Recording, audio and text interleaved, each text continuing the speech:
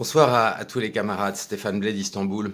Alors cette nouvelle vidéo qui sera très courte, parce que là il y a quand même une actualité terrifiante, hein, il faut le dire. Je pense qu'il y a beaucoup de Français qui l'ont vu, mais peut-être pas tous. Et comme je ne suis pas en France, je ne sais pas jusqu'à quel point ça a été repris.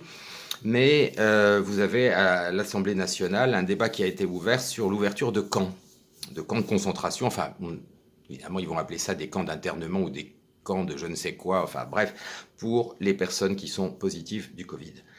C'est pas une blague, ça a été débattu à l'Assemblée nationale et même LCI a fait un reportage là-dessus. Vous pouvez le trouver si vous l'avez pas vu sur Google. Bon. Donc on en est là, c'est-à-dire qu'on en est à un point où les députés de la République En Marche, ouvertement à l'Assemblée nationale, proposent d'envoyer dans des camps les personnes positives au Covid-19. Donc là, je pense que ça valait bien une vidéo et ça valait bien de dire que si immédiatement tous les Français n'arrivent pas à oublier leur petite querelle gauchistes, droitards, chrétiens, musulmans, juifs, si on n'arrive pas à sortir de là, en dehors des Salomon et Buzine, etc., et si tout le monde ne se met pas ensemble pour arrêter ça, ça va très très mal finir, et là on y est. On y est, et ce que disait Salomon l'autre jour, Pépé et Mémé à la cuisine pour Noël, etc. Là, on est passé la marche au-dessus. Hein. C'est plus Pépé et Mémé à la cuisine pour Noël. C'est maintenant tous les positifs dans des camps. Alors, je ne sais pas si vous vous rendez compte déjà où il faut arriver pour lancer des choses pareilles. Mais en plus, quand on sait, en plus, que les tests ne sont pas fiables, il y a un nombre absolument considérable d'exemples de personnes qui ont fait un test où ils ont été obligés pour leur travail ou autre, paf, ils sont positifs, mais ils sont pas malades. Alors on dit asymptomatiques, bah oui, ils sont pas malades. Donc il y a beaucoup de gens qui se sont dit c'est pas possible, je vais en refaire un. Ils refont un autre test, mais 3 heures, 4 heures, 5 heures après ou le lendemain, et là, ils sortent négatifs. Voilà, c'est ça que je voulais dire. Donc en plus, les tests ne sont pas fiables. Donc c'est vous dire où on peut arriver si on laisse faire ces gens-là qui veulent envoyer dans des camps les personnes positives à un virus dont les tests ne sont même pas fiables et dont la plupart sont asymptomatiques, comme ils disent. Bon, enfin, je crois qu'il n'y a pas besoin de faire un dessin. Si tout le peuple ne se met pas ensemble pour empêcher ça, là, je crois que c'est un drame absolument sans précédent qui nous attend. Il faut absolument faire tomber ces gens-là, il faut absolument reprendre le dessus, il faut absolument être unis, oublier toutes les querelles stupides, politiques ou autres, parce que là, on est quand même sur du lourd.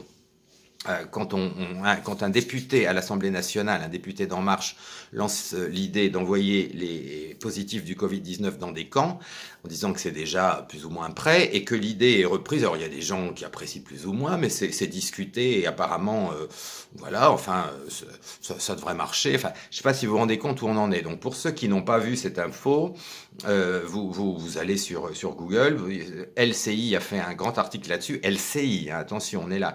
Donc je veux dire que là, on est vraiment au bord du drame absolu. Donc s'il n'y a pas, si le peuple, mais dans son intégralité, quelle que soit sa situation sociale, quelle que soit sa religion, sa race, sa couleur, ses opinions politiques et tout le reste, on s'en fout complètement, on n'est plus là. Si tout le monde ne se met pas ensemble pour arrêter ces gens-là, je crois que là, il n'y aura plus rien à faire. Donc ça, c'était la première chose.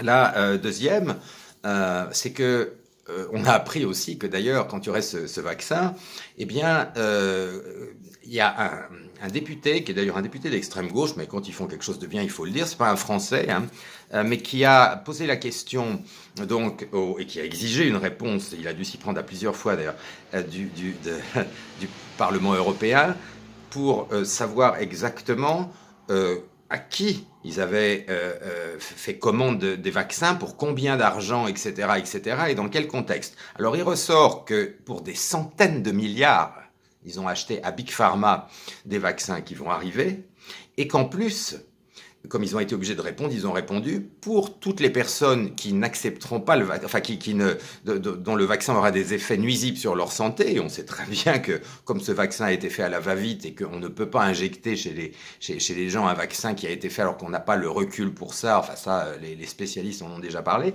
Eh bien, ils ont répondu, le Parlement européen a répondu que pour toutes les bavures, en gros, c'est le peuple qui paierait. C'est-à-dire, c'est vous qui allez payer.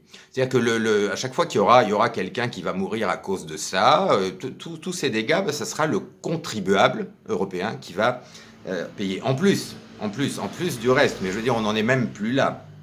Donc voilà, on va essayer de nous injecter de force un vaccin où on n'a absolument pas le recul pour savoir quelles seront les conséquences sur la santé. Mais enfin, vu la composition de certains qu'on commence à connaître, on sait très bien que si on se fout ça dans le sang, voilà. Et donc voilà la situation. Donc les camps. Et puis alors, il y a aussi une troisième chose que je voulais vous dire, c'est cette espèce de fou furieux d'Olivier Véran qui a parlé aujourd'hui d'envoyer dans des hôpitaux psychiatriques les personnes qui n'arrivaient pas à gérer bien le Covid-19. C'est-à-dire, il a dit ça d'une manière, il a dit évidemment il y a beaucoup de gens qui tombent dans la dépression, etc. Eh bien, il faut des institutions psychiatriques pour eux, voilà. Donc, on a les hôpitaux psychiatriques pour les récalcitrants, on a les camps de concentration pour les positifs du Covid-19. On a un vaccin dont même l'Union européenne reconnaît qu'elle peut tuer des gens, mais en plus, quand ça arrivera, ça sera le contribuable qui paiera. Enfin, je veux dire, on est là et c'est pas une blague, hein, tout ça est avéré. Donc je pense que là, s'il n'y a pas véritablement, encore une fois, l'intégralité du peuple français qui rue dans les brancards pour empêcher ça, je crois qu'il n'y en a plus pour très longtemps. Voilà, j'aurais voulu donner des meilleures nouvelles, mais je crois que là quand même ça valait une vidéo, parce que ces trois informations sont tombées en même temps, donc là, je veux dire, l'accélération karmique est telle que maintenant on est vraiment, c'est même plus au pied du mur, on est au bord de la destruction totale, hein, de la France et du génocide des Français. Donc là, je crois que il est temps de bouger, voilà, et voilà. Courage à tous et il faut se battre, il faut absolument empêcher ça. On peut être prudent par rapport à un virus sans perdre toutes ses libertés, devenir esclave et finir dans des camps. Et voilà, donc non, c'est pas possible, il faut absolument arrêter ça. Et j'espère que, encore une fois, tous les Français, de quelque bord qu'ils soient, arriveront à se mettre ensemble, parce que là, l'ennemi, je veux dire, c'est quelque chose qui nous dépasse tous. Voilà, sur ce, j'espère pouvoir vous faire une vidéo plus positive bientôt, mais il fallait le dire, et force et honneur à tous, et à la prochaine. C'était Stéphane Blais d'Istanbul. Au revoir.